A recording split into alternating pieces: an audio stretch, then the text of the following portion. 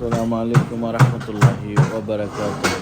আজকে দেখুন আমরা হাজি হলে খালি খাওয়ার চিন্তা করেন, এলে কিটা খাইমো, কিটা হইব বা কিরকম খাবার বালা নেই খারাপ নেই। ওই দেখুন, এটা হয়েছে আমাদের দেশের পরোটা রুটি। ওই দেখুন ছোটো চাউলের ভাত, লম্বা বড় এখানে যেটা বড় খাইব লম্বা এটা বড়। ওই দেখুন ছোটো চাউলের ভাত, এটা হইল গিয়ে আপনার ডাইল। ওই দেখুন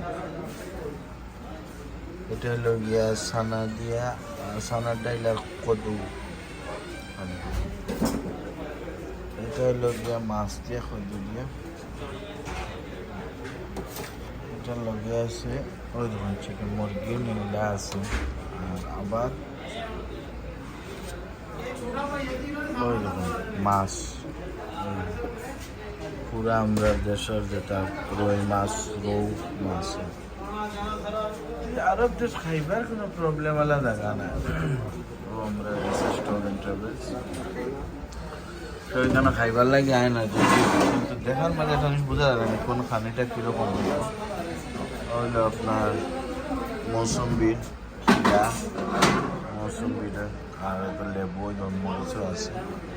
তারপরে আপনার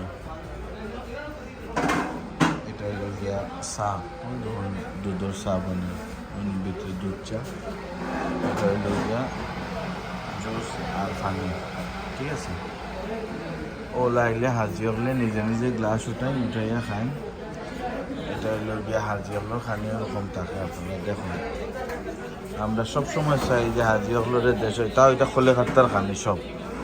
ভাই বাংলা কথা বলতে পারেন কলিকাতার? আলহামদুলিল্লাহ বলতে পারি আমি। বলেন তো খানিটা কিরকম? খানা একদম ভালো একদম আছে, বিশাল সুন্দর আছে।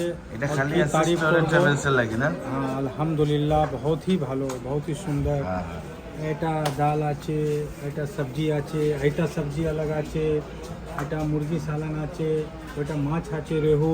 হ্যাঁ। কি বাবা দেখছেন? একদম সুন্দর, আলহামদুলিল্লাহ একদম সুন্দর।